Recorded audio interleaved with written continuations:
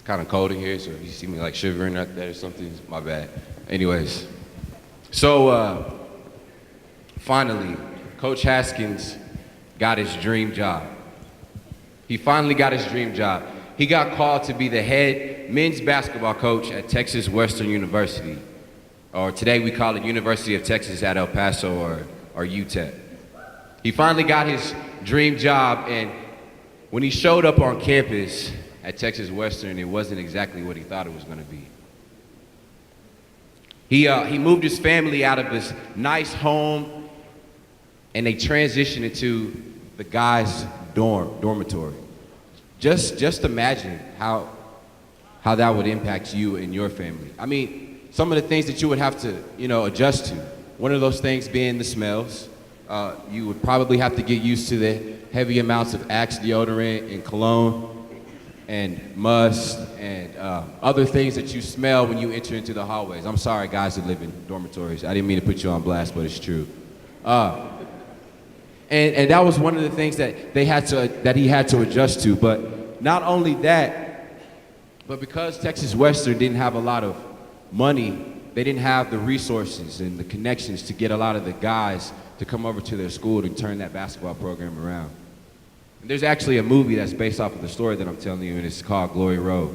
And in that movie, there is a scene where Coach Haskins shows up to the scouting event, and there's all these recruits, and they're all out there playing basketball and trying to get recruited by another college, by a college to go off and live their dream to play college basketball.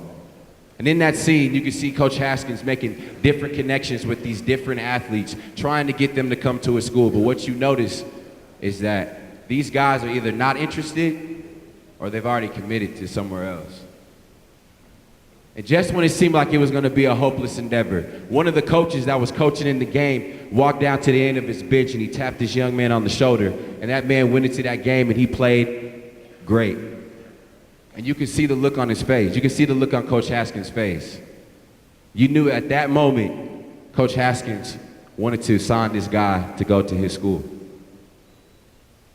So finally, Coach Haskins encounters this young man, and he asks him the question, would you consider coming and play college basketball for me at Texas Western?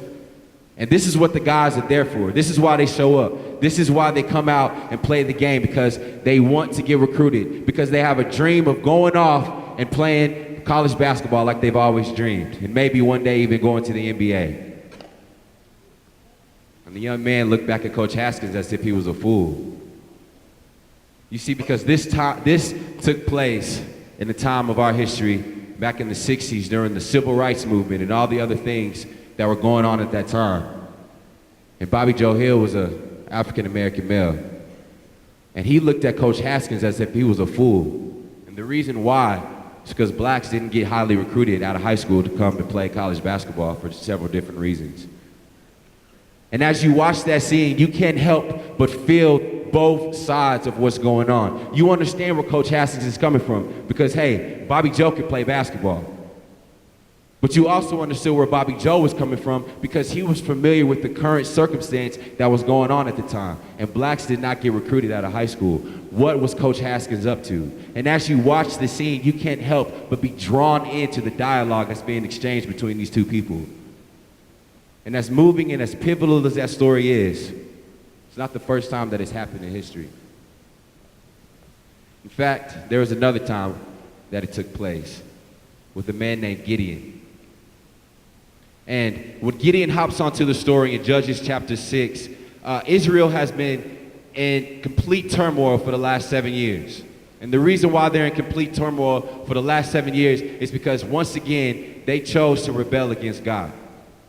And because they rebelled against God, the Lord turned his face from them and gave them over into the hands of their enemies. And for 7 years, they lived in complete destruction in the hands of another nation that God already took care of. And finally, when they reached their end, they cried out to God, and the Lord relented. And he orchestrated this plan to reestablish Israel back to where he always desired for them to be. And he wanted to use this man named Gideon.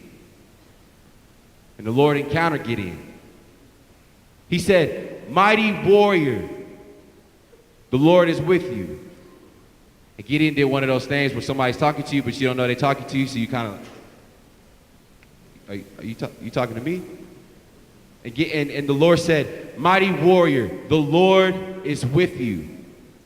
And Gideon went on to say, sir, I don't know if you're from here, or I don't know if you're familiar with what's going on, but clearly if you look around, the Lord is not with us. We chose to rebel against God, and he's turned his face from us. I mean, if the Lord is with us, then where are all his miraculous signs and wonders that our fathers told us about? If the Lord is with us, then why are all these things happening to us? And I don't mean to step on your toes, but clearly the Lord is not with us. And let's be honest for a second. I mean, if the Lord was with us, I'm pretty sure that the last person he would come to is me. I mean, after all, I'm from the lowest tribe, and in my tribe, I am the lowest. So I don't think that the Lord is actually with us. And if you read the story, you'll notice that time and time again, Gideon asked the Lord to prove that it's actually him talking to him.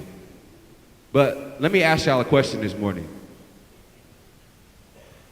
Have y'all ever found yourself in the same situation as Gideon, where when the Lord calls you, or he calls you something, you find yourself just like Gideon, listing all the things and the places in which you're unqualified to be what God is calling you? I know I'm not the only one that does that. The Lord says, you are so encouraging. You are such a great person. But you can only think about the gossip and all the other things that you're involved in. Or the Lord says, you are so courageous. Every time I see you, I'm so encouraged. You are so courageous, but you get intimidated every time you talk to your father or a teacher or somebody else in your life. And you begin to list off all the areas in which you are unqualified. But see, I believe something to be true. I believe that the Lord calls the unqualified because he wants his name to be glorified. I believe that the Lord calls the unqualified because he wants his name to be glorified. And I don't care who you are. We have all entered in situations or have been in situations in our lives where we have been unqualified. At some point, some way, shape, form, or fashion, we have all entered into a place in our lives where we have been unqualified. If it hasn't happened yet, it's coming. But see, here's the cool part about that. When you enter into those areas of your life where you are unqualified, the Lord wants to meet you at that place.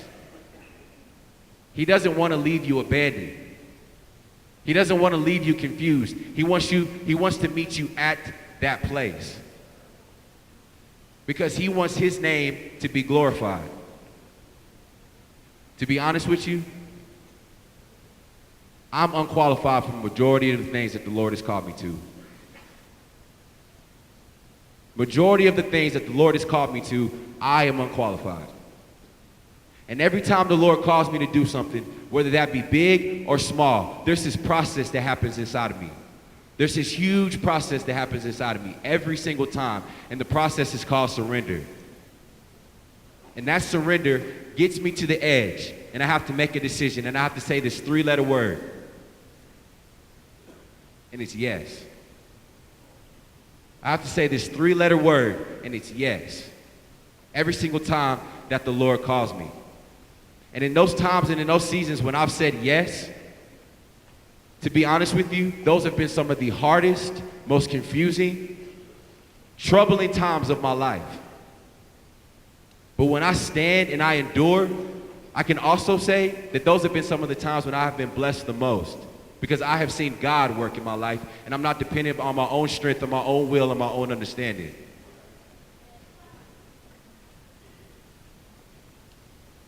Gideon said yes.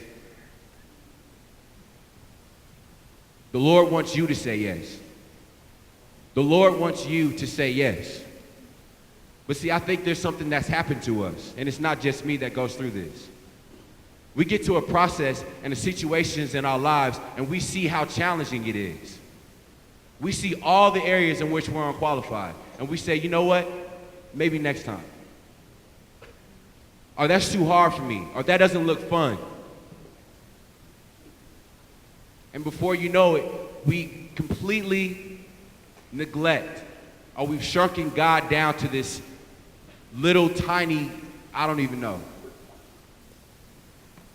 And the Lord wants you to see that He is far greater than anything that you see yourself being unqualified in. Like I said, Gideon said yes. Gideon was clearly unqualified. He wasn't lying. The Lord did turn his face from Israel. Gideon wasn't lying. He was from the lowest tribe. He wasn't lying. He was the lowest in his tribe. In fact, if you read the story, when the Lord encountered him, Gideon was in hiding. But yet the Lord called Gideon a mighty warrior. Why? Because he saw something in Gideon that Gideon didn't see in himself.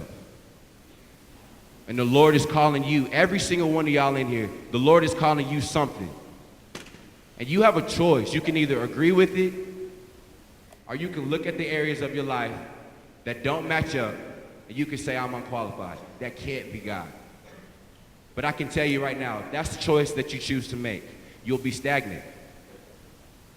And this faith walk will look impossible, and it won't look fun. And you'll come up with a whole bunch of different reasons as to why you can't do it. Gideon said yes. It wasn't easy for him. If you read the story, time and time again, the Lord had to prove to him that it was him talking to him. That's natural. We all go through that.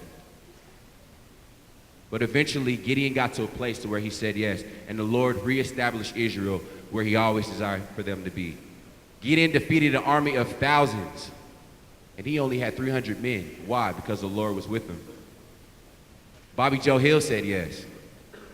And him and 6 other African-American males, all freshmen, came to Texas Western, and they won the national championship that year, and they changed the course of college basketball forever. So my question for you this morning is, where do you see God calling you? Maybe He's already called you. Maybe you're not even searching. That's real. That's honest.